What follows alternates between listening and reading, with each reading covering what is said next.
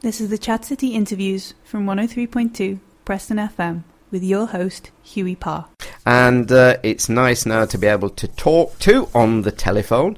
It's Salma Ali, and Salma is from Preston Domestic Violence Service.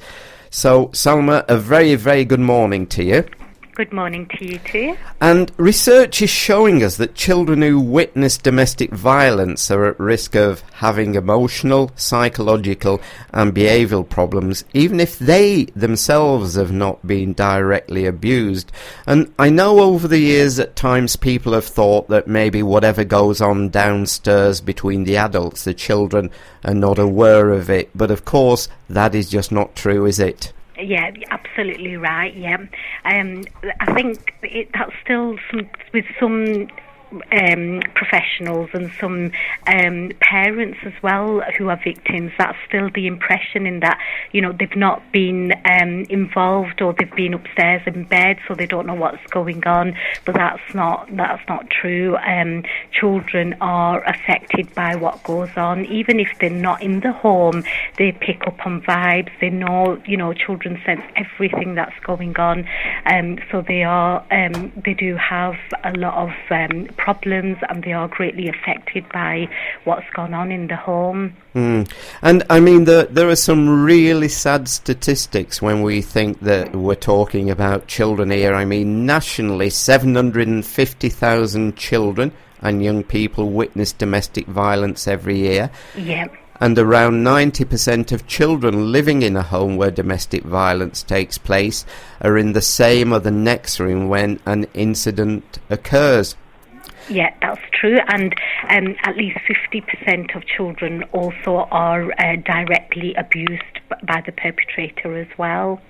And, I mean, people may think, well, it's one of those things that happens to other people, you know, it's always someone else that domestic violence affects. But, I mean, it accounts for over 28% of all recorded crime here in Preston and Chorley. Yeah, and that's Preston's got one of the highest rates of domestic violence cases. So it is rife really in Preston and also in Chorley. So can you tell us something about the services that you offer, Salma, to help? I mean, Preston Domestic Violence Services, we offer a wide range of services to adult victims, and we do provide a children's service, and we have been doing for many years in our refuge accommodation. But there was a gap in service for children in the community. There was no services available for children that had either been directly abused or witnessed domestic violence. So Lancashire County Council have now commissioned services to provide an early intervention domestic abuse service, and this is Lancashire-wide. And Preston Domestic Violence Services were successful in securing funding to provide this service in Preston and in Chorley. This service, what it'll do, it'll enable us to support the families that have been affected by domestic violence, and the programs and the range of services that will be available will help are designed to improve the relationship between the mother and child, whilst also helping the children to overcome the effects of witnessing and or experiencing domestic violence. So that's like the main overview really, is that we want to help that relationship between the victim and the victim parent and the child, so the mother and the child in most cases, but also help the children as well in overcoming really the effect and the impact domestic violence has had on them. And what it does as well, it provides the children with the opportunity to process and understand the hurting that they've witnessed, and also it enables them to recognise their own feelings as well, so that they have a voice, they can talk about what they saw, what happened, what went on in the home. And I also take it sometimes, Salma, that children actually blame themselves and think it's their fault that the domestic violence is taking place. Yeah, definitely. I mean, in most cases, children do blame themselves. For children who have to leave their family home and they think it's all their fault, they have a lot of anger problems, so they're not able to deal with their emotions. So that when the sessions that we do with the children, the topics that will be covered, first of all, we help children understand our many feelings, because feelings are just something they're just not able to express or talk about. So it's first of all understanding feelings, and then looking at anger, because anger is important. We need to understand that, we all get angry, but it's how we express it, because children either they just don't know what to do with themselves when they're angry, and they lash out or misbehave at school, and it's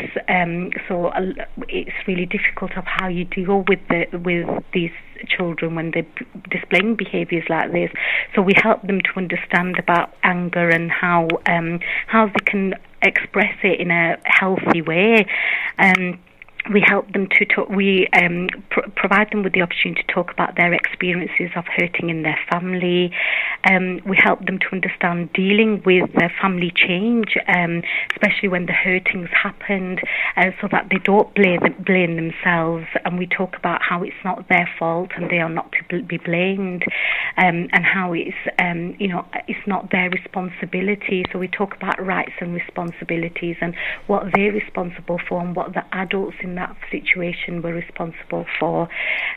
We also help them. A big part of the work we do is about staying safe, and we devise safety plans with them, because it's really important that children know how to keep themselves safe, and especially if we do also work with children that could still be in that situation, so that they know how to keep themselves safe when the abuse is going on. And we also, obviously, in all the work we do, we look at self-esteem and helping them to feel good about themselves. And I would take it that you're working with some very young children. Yeah.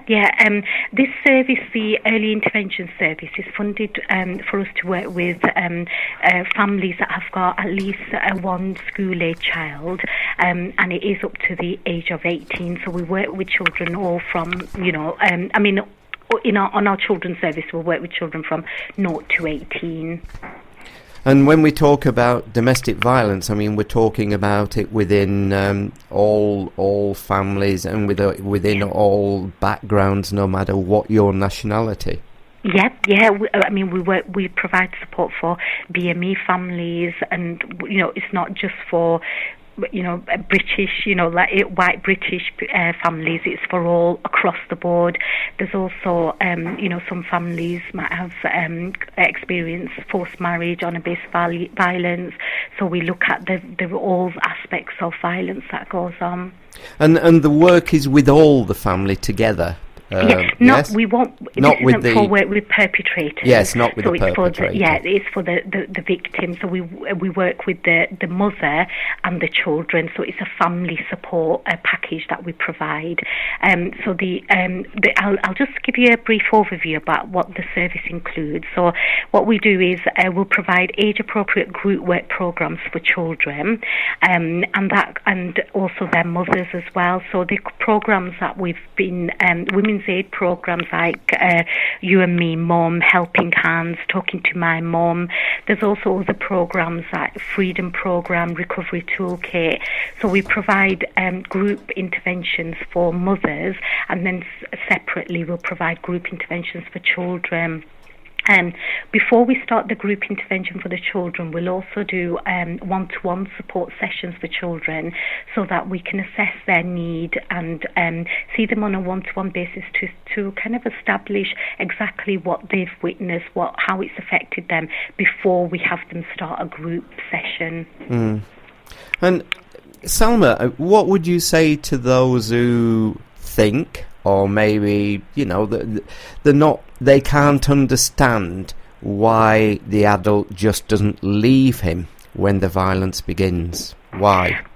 I think we've got to put ourselves, just think and put ourselves in their shoes, because it's it's not that simple. It's not just, you pack a bag and you leave. I mean, in our organisation, we do a domestic violence awareness training course, and it's we do a scenario where we'll read a script where you're putting yourself in the victim's shoes, and we go through the whole situation where you're leaving, you've got to pack a bag, and then we carry on. And everyone who we've trained on the domestic violence awareness course, majority of them will say they couldn't just get past packing a bag. You've only got one bag to take. What do you put in there, and how, to go with your children? And when we put it into context like that, then it makes it real, that it's not as simple, that you just pack your stuff and that's it, you go. So it's not as straightforward as we think it is.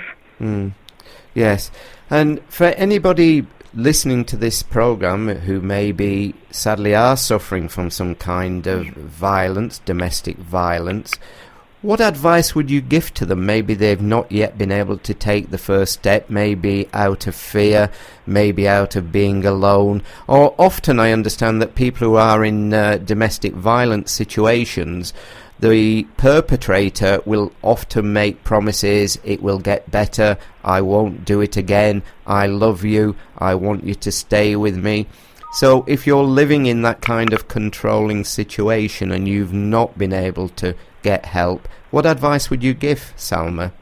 I mean, the advice I'd give is that because a lot of victims aren't aware about the voluntary services that are out there to supporting victims, because we do a lot of work. When our victims get in touch with our organisation, they're really grateful, and they're relieved that there is a voluntary organisation that's out there that they can speak to informally, because it's like a lot of victims think it's just the police that they can report to, and that there's no other support.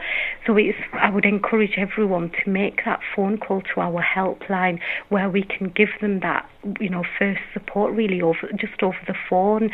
So they don't even need to give the name, they don't need to see anyone, they don't have to come into our offices or meet up with anyone. They can just ring our helpline and get that support, listening ear, emotional support, and just talk about what's going on at home, and that will make a big difference to them. And that helpline number, it's 24-hour helpline, isn't it? Yeah, it's a 24-hour domestic violence helpline. It's a Preston number, and it's 01772 201 601. So that's 01772 201 601. And if anybody wants more information or to make a referral to yourselves, how's the best way to make contact, Salma? They can ring our helpline, Okay. The number I've just we've just said, or they can also email if they want the early support service. They can email at earlysupport@pdvs.org.uk. Right. And a statement on your literature from a 14-year-old boy says, "This is what you must tell the children. Tell them this. This is really important. If you are in a difficult situation and you feel you can't deal with it, you must tell someone. Doesn't matter what is happening, tell someone. The adult should deal with it, not you. We have gained so much strength and built on our confidence." And that was from a 14-year-old boy. And I would imagine there are so many other children that you work with who feel like him. Yeah. I mean, a lot of children, they're very isolated because they've never had that opportunity to talk about what's gone on. It's really interesting. One of our children's workers is called Debbie, and she went in to a family home to start this support service with an 8-year-old child, and the support worker for her, the mum was getting, the support worker's name was Debbie also, and the child was so excited and relieved that she said to the children's worker, "I'm so glad that I have a Debbie now as well, just like my mum does." So that just, the message that we're getting is that these children need support. They need to be able to talk about their experiences, what they've witnessed, and to be able to talk to someone. Wow. And what a lovely story there to end the interview. And that 24-hour helpline again is 01772 201 601. And Salma, can I thank you for talking to me this morning on Chat City? It's been a pleasure talking to you about a very difficult subject, but the more it is shared and the more people realise what's going on and about the work that you're doing, hopefully the more we can give support to you. Yeah, brilliant. Thank you very much. Thank you, Salma. Lovely to talk to you. Bye-bye. Bye. If you have any news or events you'd like to share with Hughie and our Chat City team, why not give us an email, chatcity@preston.fm.